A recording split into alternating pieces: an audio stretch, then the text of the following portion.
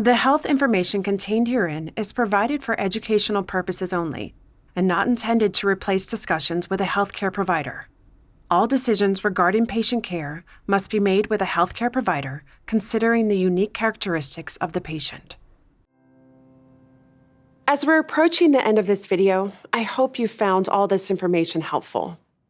We don't expect you to remember everything, and we encourage you to come back here and watch this again, as well as share it with your loved ones.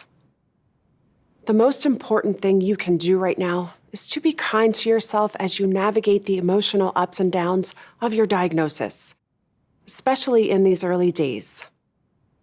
So before we part ways, let's review a timeline of what you can expect over the course of treatment, starting from detection.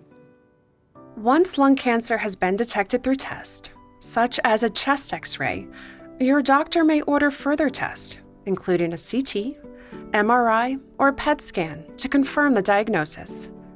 For a more complete diagnosis, biomarker testing may be required to give your doctor detailed information about your type of lung cancer.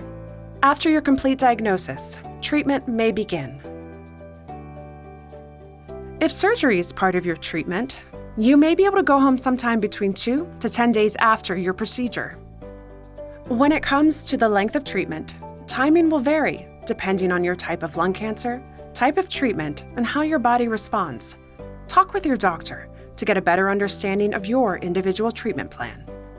Your lung cancer care plan should include maintaining regular contact with your healthcare team for follow-up appointments and testing. Going forward, we hope you'll have clear, informative, and helpful conversations with your healthcare team.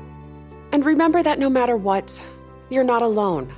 Resources and support are out there and right here.